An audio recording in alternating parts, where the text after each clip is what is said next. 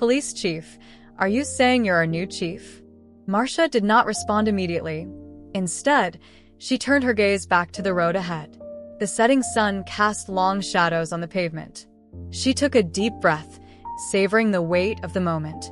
In another time, in another life, she might have felt fear or anger, but now there was only determination.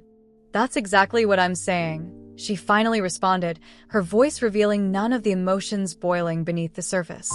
And I'm starting to think that this traffic stop wasn't about any suspicious activity, right? Stevens opened his mouth to respond, but no words came out. Marsha's question had cut through his authority like a knife through butter, leaving him speechless. She could see the uncertainty in his eyes. He was beginning to realize that his assumptions and prejudices had led him down a dangerous path, a path where he had stopped the wrong person. But Marsha was not done. You see, I've been in this job long enough to know exactly how things work, she continued. I know how officers like you operate, how you hide behind your badge and authority. You stop people not because of what they've done, but because of who they are, because you think they don't belong here. Well, let me be clear. I belong here, and, starting today, I am the one who decides who belongs and who does not in this precinct. The power in her words hung suspended in the air, dense and unbreakable. Both officers seemed to shrink under their weight, their initial arrogance fading. Marsha could see the conflict on their faces, years of ingrained prejudices battling with the cold reality of the situation. Officer Harris, who had been quieter up to this point, took a tentative step forward. Chief Wilson, we didn't know. We had no idea it was you. Marsha looked back at him, her eyes narrowing. That's the problem, isn't it? You didn't know it was me. You had no problem stopping a black woman driving through this neighborhood, but now that you realize I'm the chief, suddenly it's different. Harris looked down, unable to hold his gaze. Stevens, on the other hand, still seemed determined to regain some sense of authority. He straightened up, his voice trembling but defiant. We were just doing our job, Chief. We didn't mean to cause any harm. Marsha's eyes hardened. Is that your job? Harassing citizens, intimidating them because of the color of their skin or how they look. Let me tell you something, Officer Stevens, this is not how we do things in my precinct. Stevens clenched his jaw, the muscles in his face trembling. He had been taken by surprise, his power stripped away in an instant. But deep down, Marsha knew this was not just about these two officers. They were products of a broken system, a system that had allowed people like them to operate with impunity for too long. Taking a deep breath, Marsha exited her car, her presence commanding attention. She stood in front of the two officers. The fading sunlight cast a halo around her figure. Her authority did not reside solely in her badge or her title, but in the way she carried herself, the way she refused to be belittled. This precinct has a long history, Marsha began, her voice calm but resolute.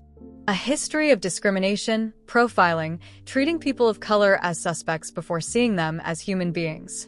I know that history all too well, because I've lived it. I grew up in the city. I know what it feels like to be stopped for no reason other than the fact that I'm black. Stevens and Harris exchanged glances, the weight of their words settling heavily on them. Marsha could see they were beginning to understand the gravity of the situation, but she was not there for apologies. She was there to change things. When I accepted this position, Marsha continued, I did so with full knowledge that there would be resistance. I know some of you don't want me here. I know the idea of a black woman as your police chief makes some of you uncomfortable, but let me make something clear. My presence here is non-negotiable. I was appointed to this role because I earned it, and I am not going to tolerate the kind of behavior I just witnessed today. Officer Harris looked up, his voice low, almost remorseful. We understand, Chief, but Marsha was not done. No, I don't think so, she interrupted, her voice sharp. If you understood, this wouldn't have happened. If you understood, you wouldn't have stopped me for no reason other than the fact that I don't fit into your idea of who should be driving through this neighborhood. And if you truly understood, you wouldn't have treated me with such disrespect and condescension. The silence that followed was heavy and oppressive. Marsha could see the shame on their faces, but an "I'm sorry" was not enough. What she needed was accountability, Not just for these two officers, but for the entire department. Taking a step closer, Marsha fixed her gaze on both men. This isn't just about me. It's about every person who has ever been stopped, harassed, or mistreated by this department because of the color of their skin. It's about the systemic racism that has been allowed to take root here for too long, and that changes now. Officer Stevens finally broke his silence, his voice low and defeated. "We're sorry, Chief." Marsha held his gaze for a long moment, her expression inscrutable. "Sorry isn't enough, Officer Stevens. What I need is for you to improve, for all of you to improve." She turned to Harris, her tone softening a bit. "I'm giving both of you a chance to prove that you can be part of the solution, but understand this. There will be no second chances. This department is going to change, whether you like it or not, and if you're not on board, there's the door." Both officers nodded, their posture now different. The power dynamic had completely shifted, and Marsha knew this moment would leave an indelible mark on them. But most importantly, it was a signal to the entire department that the old ways of doing things were over. As Marsha turned to go back to her car, she felt a sense of satisfaction, but not triumph. The road ahead was long and there were many more battles to fight, but today she had sent a message that resonated through the precinct, across the city's streets, and beyond. The system would change, it had to, and she was just beginning. A new dawn of leadership. Marsha sat in her office the next morning, looking out the large window overlooking the city. The horizon was shining with early light, but her thoughts were far from peaceful. Yesterday's incident weighed heavily on her mind, though she knew it was just the beginning. The two officers, Stevens and Harris, would need to be dealt with, not in a punitive manner, but as part of a much larger initiative to transform the precinct from the inside out. This was not the first time Marsha had faced resistance. In fact, it had been the pattern throughout her career. From the moment she joined the academy, she had been underestimated, doubted, and occasionally even openly sabotaged. But she had always overcome it all, not out of pure defiance, but because she believed in the system's potential to change. Today, however, that belief would be put to the test. The precinct was filled with whispers about what had happened during the traffic stop. Have you ever been mistaken for someone you are not? In this video, you will discover the surprising story of Marsha Wilson, a woman who was mistaken for a suspect, but in reality, she is the new police chief. Stay until the end to learn how this unexpected encounter changed everything and why it is so important. The sun was beginning to set over the city as Marsha Wilson adjusted her rearview mirror, catching the last glimmer of daylight. She was driving home after a long but rewarding day at work. It had been exactly 1 month since her appointment as the new police chief of a precinct she knew very well. A Black woman in the highest position of power in a city that had always struggled with racial tensions. It was a triumph not only for her, but for many who had quietly supported her success. But Marsha was not one to rest on her laurels. She knew the hard work was just beginning. As she drove through the familiar streets of the city, her mind wandered back to the journey that had brought her here. Raised in a working-class neighborhood, Marsha had always admired her father, a civil rights warrior who tirelessly fought for justice. It was his unwavering dedication to equity that inspired her to pursue a career in law enforcement. However, from a young age, she knew that being a woman and, moreover, a Black woman, would make the climb to the top even steeper. Much steeper still, Marsha thrived on challenges. Through determination, courage, and an unshakable belief in justice, she had risen through the ranks, breaking every glass ceiling in her path. She had been a rookie officer, then a detective, before finally becoming the new police chief. But this was not just about personal ambition. She wanted to reform the system from within, especially in a precinct known for its conservative views and fragile relationships between the police and minority communities. Marsha's thoughts were interrupted by the sudden flash of blue and red lights in her rearview mirror, a police patrol with sirens blaring speeding up behind her. Instinctively, she checked her speed, which was well within the limit. Confused, she pulled over to the side of the road, wondering why they had stopped her. When the patrol stopped behind her, 2 white officers, both men, exited the vehicle. Their steps were slow and deliberate, almost exaggerated in their authority. Marsha watched them approach in her side mirror, her heart steady but her mind racing. She knew this was not going to be a typical stop, in fact.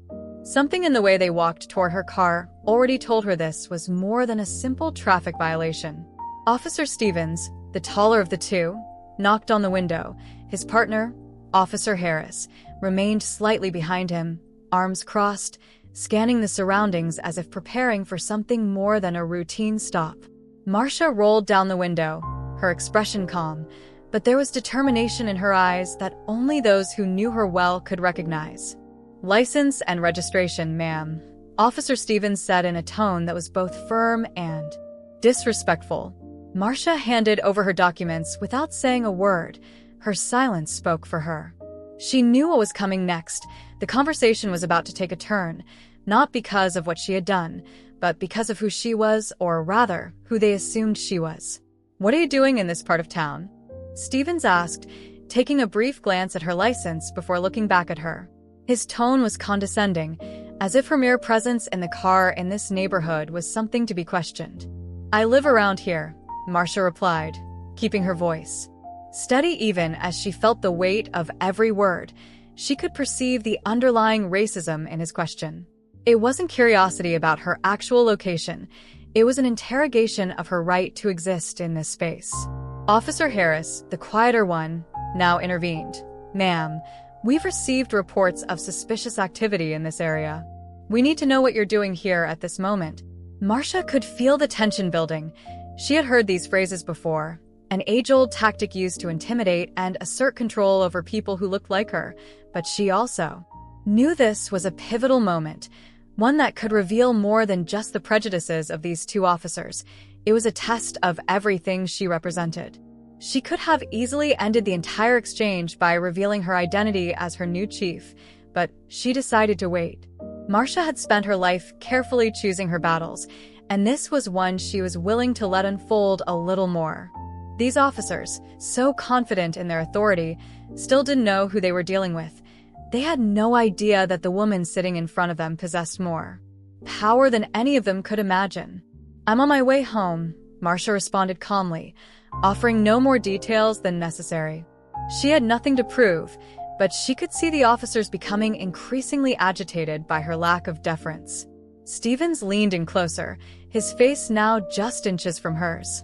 "I'm going to need you to step out of the vehicle, ma'am, for a moment." Marsha considered her options. She could comply, step out of the car and let this farce continue a little longer, or she could assert herself and end it immediately. The irony of the situation did not go unnoticed by her. The two officers, accustomed to the comfort of their authority, had no idea they were stopping their own chief. Instead of stepping out, Marsha looked directly at Officer Stevens, maintaining her gaze for a moment longer than he expected. "Officer," she said, her voice firm but with a nuance that signaled a change in the atmosphere. "Do you know who I am?" The question hung in the air, like a clock ticking time. Both officers exchanged glances, uncertainty shining in their eyes. They did not respond immediately, and in that, a brief moment of hesitation, Marsha knew she had the upper hand. The balance of power had shifted. Stevens straightened up, his confidence wavering for the first time. "Should I know you?" Marsha smiled, but it was not the kind of smile that conveys comfort. It was the smile of someone who knew exactly where this conversation was heading. "Let's say it started slowly. You're going to want to reconsider how you proceed from here." Officer Harris, feeling the discomfort, he took a step forward. "Ma'am, we're just following procedure here." That's right," Marsha said, her smile fading as she straightened in her seat.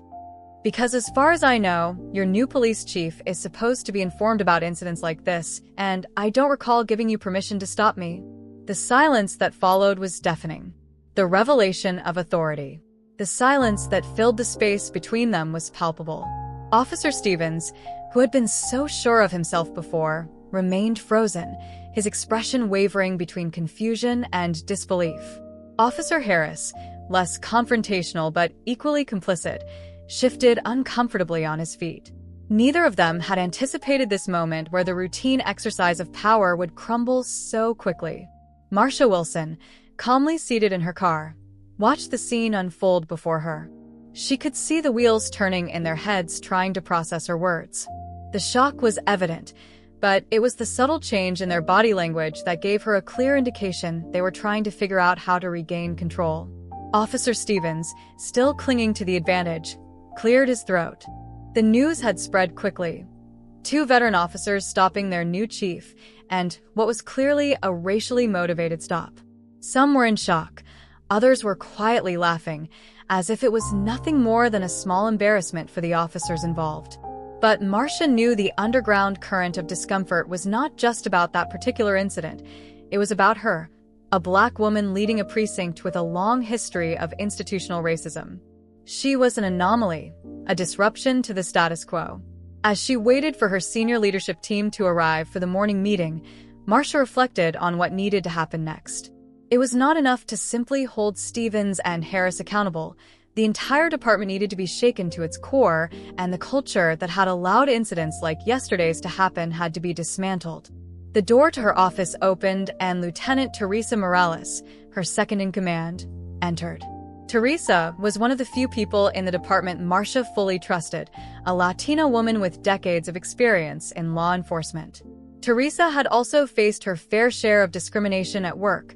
She perhaps understood better than anyone the challenges of being a woman of color in a male-dominated field. "Are you ready, Chief?" Teresa asked, her voice calm but firm. She had a quiet strength that always put Marsha at ease. "Thank you, Teresa. Let's do this together." They walked down the hallway to the conference room where the leadership team was gathered. Marsha could feel the tension in the air as they approached. This was the first full staff meeting since her appointment, and everyone knew today would set the tone for her leadership. When Marsha and Teresa entered the room, conversation stopped. All eyes turned to the chief, some filled with curiosity, others with skepticism. Marsha took a moment to observe the room, noting the faces of the men and women who would play key roles in what was to come. Some were old guard officers who had been in the department for decades, clinging to the past. Others were newer, more open to change, but unsure how to navigate the transition. "Good morning," Marsha began, her voice firm as she took her place at the front of the long conference table.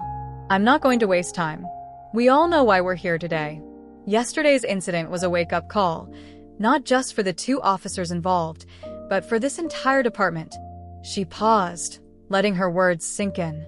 The room was silent, the weight of her authority filling the space. "We have a problem that goes beyond what happened in that traffic stop. This department, like many others across the country, has a long and complicated history with the communities we are supposed to serve, and that history is not one we can ignore." Marsha looked around the room, meeting the eyes of every officer present. She could see the discomfort in some of them, but also a flicker of hope in others. This was the moment that would define her leadership, a moment where she could reinforce the status quo or tear it down.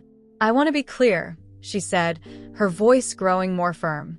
"We are not here to point fingers or assign blame. We are here to take a critical look at ourselves and how we've been operating. The old ways of doing things, profiling, harassment, unchecked biases, no longer have a place in this department. Effective immediately, we are implementing a new standard of accountability." Murmurs spread through the room, but no one interrupted her. Marsha knew there were those who would resist, who clung to their outdated ways of thinking, but she also knew that change had to start from the top. Officers had to see that she was not here just to maintain order. She was here to revolutionize how they operated. "I know some of you may feel uncomfortable with this," Marsha continued, addressing the unspoken tension. "Change is never easy, but we are in a moment of accountability, not just as a department, but as a society. Our community is watching us. They are expecting us to lead, to protect and serve with integrity, and that means we have to earn their trust." Lieutenant Morales, who had been standing quietly beside Marsha, now took a step forward to address the team. "We are implementing mandatory training in diversity and inclusion starting next week. All officers, from top to bottom, must attend, without exception. We will also be implementing a community outreach program to rebuild relationships with the neighborhoods we serve." Chief Wilson, and I expect full cooperation from each and every one of you. Marsha could feel the resistance in the room, particularly from the older officers who had been operating under a system of authority that had never been questioned until now. Now, one of the senior officers, a grizzled veteran named Jeff, intervened, his voice laden with skepticism. Chief, with all due respect, we've been doing things a certain way here for a long time. I'm not saying there's no room for improvement, but changing everything overnight, that's just not realistic. Marsha looked him squarely in the eyes, her expression unwavering. Sergeant Jeff, I understand that change is difficult, but the way we've been doing things is not working. It's alienating the very people we are supposed to protect. You saw what happened yesterday. Do you honestly believe that is the way forward? Jeff shifted in his seat, clearly uncomfortable but reluctant to concede. I just think we need to be careful not to go too far the other way. We still have a job to do. Keep the city safe. Marsha's jaw tightened, but she remained calm. Keeping the city safe isn't just about catching criminals, Sergeant. It's about building trust with the community. It's about ensuring that people feel safe in their own neighborhoods, not afraid of the people who are supposed to protect them. That's what this is about. The room fell silent again. Jeff seemed to understand that his argument would not succeed. Marsha had made her position clear. There would be no going back to how things were before. But even as the room settled, Marsha could sense the underground currents of resistance. There were officers here who were not ready for change, officers who believed that the way things had always been done was the only way, and those officers would have to adapt or move on. Marsha took a deep breath, gathering her thoughts before speaking again. This is just the beginning. I know not everyone in this room is on board yet, and that's okay, but make no mistake. I am here to lead this department into a new era, an era of accountability, transparency, and true community service. If you're with me, then let's get to work, and if not, well, there are plenty of other places that might fit your way of thinking. The impact of her words hung in the air, a clear message to those who still doubted her authority. Marsha was not here to please anyone. She was here to lead, and she would do so with or without their full support. As the meeting concluded, the officers left one by one, some with expressions of uncertainty, others with a newfound respect for their chief. Marsha knew the road ahead would be tough, but she had taken the first step. She had set the rules not just for Stevens and Harris, but for the entire department, and now it was time to uphold her promise. Jeff pointed to a woman near the front of the crowd. That's Alicia Thompson. She's one of the leaders of the community outreach group. They've been vocal about police practices here for years. Marsha nodded. She had met Alicia once before, briefly, during a community meeting held shortly after her appointment.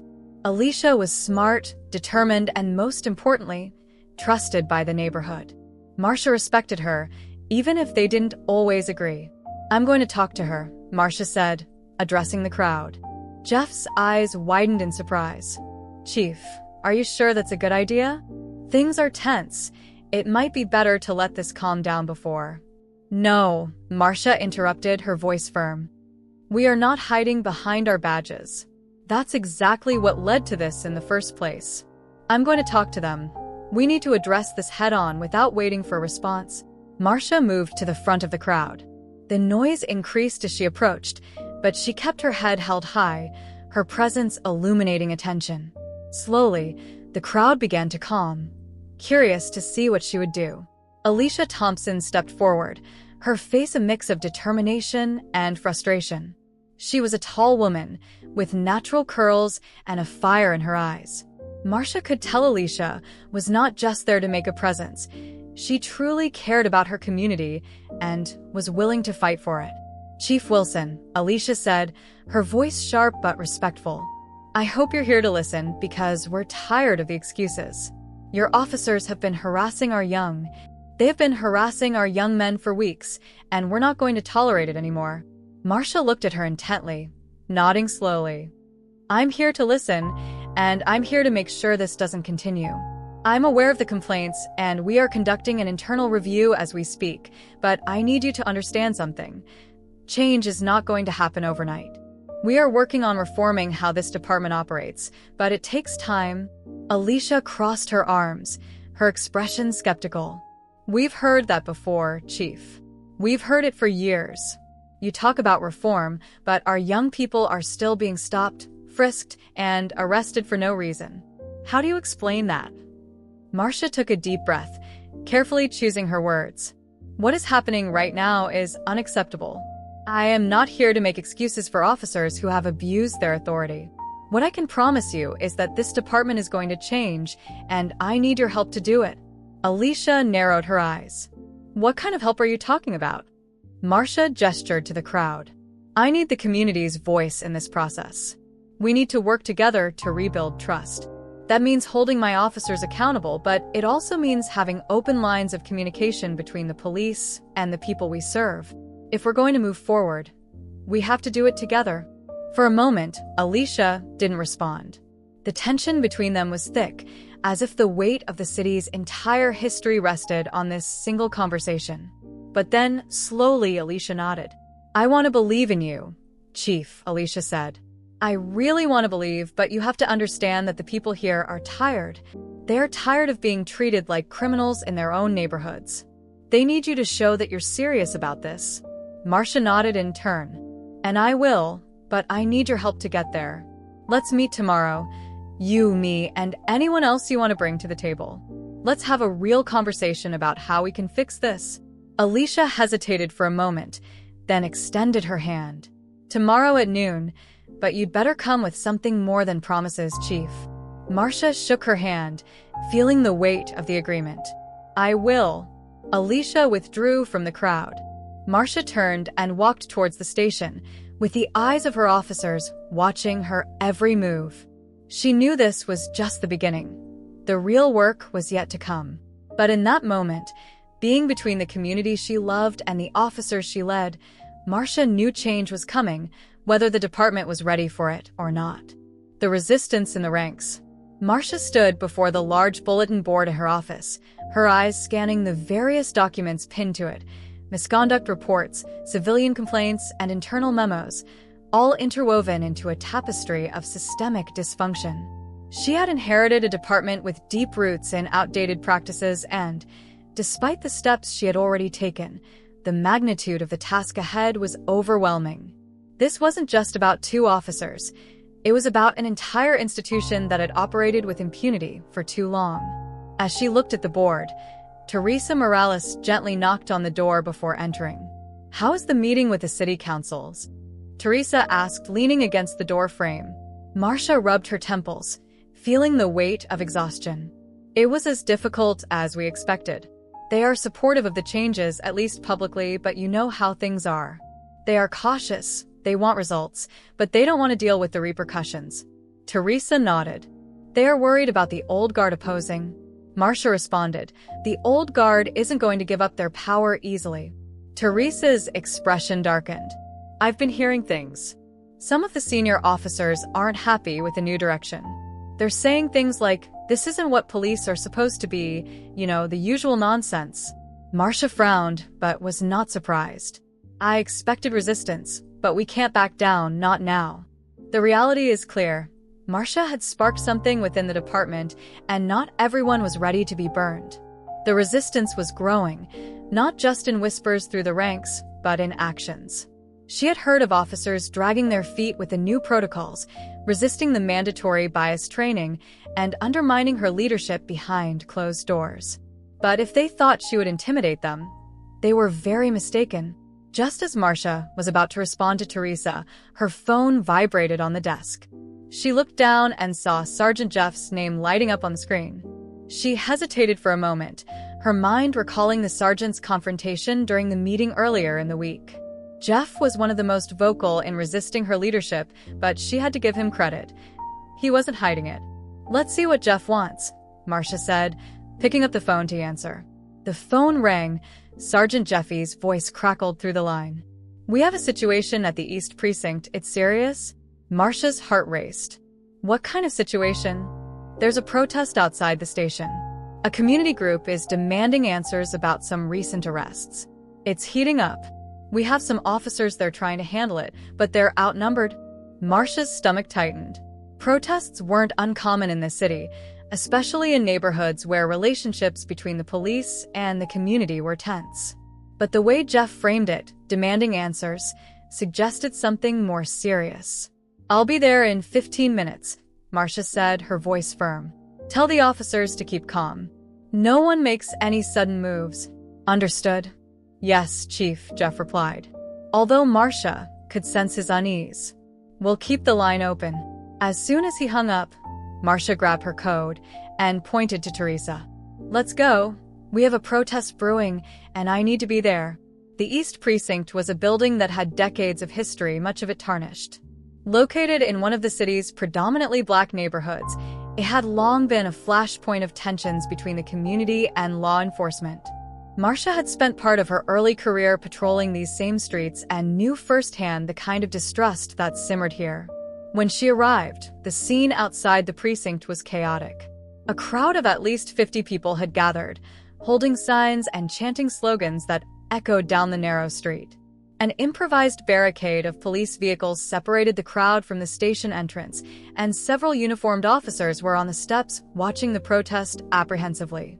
Marsha quickly located Sergeant Jeff near the front of the line, his stern face as he spoke with a group of community organizers. As soon as he saw Marsha, he gave her a curt nod and signaled for her to join him. "What's going on?" Marsha asked, her eyes scanning the scene. Jeff cleared his throat. "There have been some complaints about recent arrests. The community is claiming racial profiling, saying we've been targeting young black men in the area without cause." Marsha's jaw tightened. She had been aware of these complaints bubbling beneath the surface, but seeing the intensity of the protest made it clear that things had reached a boiling point. "Who's leading this?" she asked. A turning point.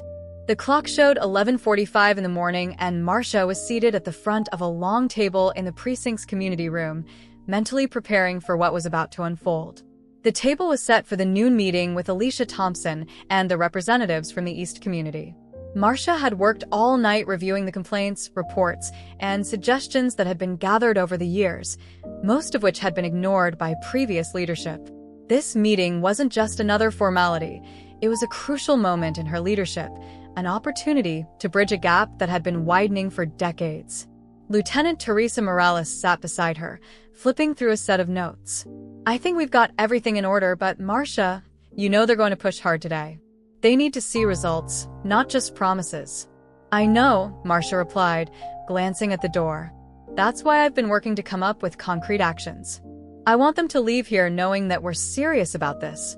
Just as Teresa opened her mouth to respond, the door creaked open and Alicia Thompson walked in, followed by 3 other community leaders, an elderly woman named Mrs. Jennings, a pastor from a local church, and a young activist named Malik, who had been vocal in organizing protests. Their expressions were serious, their eyes filled with expectation. Chief Wilson, Alicia, greeted them with a formal tone lacking the edge from their last encounter. "Thank you for meeting with us. I hope we can make some real progress today." Marsha stood and shook Alicia's hand. "Thank you for coming. Let's get started."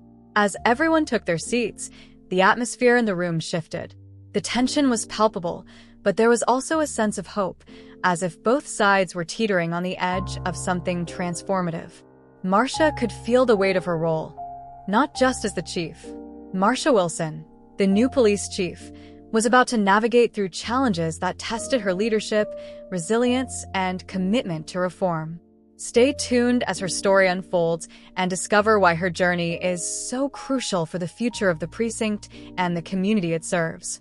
If this video has helped you connect more with yourself and has inspired you on your growth journey, take action and subscribe to the Vidasta Inspiration channel to discover more stories that will fill you with motivation and hope. I would love to hear your opinion, so leave a comment telling me how this story has impacted your life or what reflections it has left you with. And if you think this message can inspire someone you know, share it with your friends so they too can find inspiration and purpose in their lives.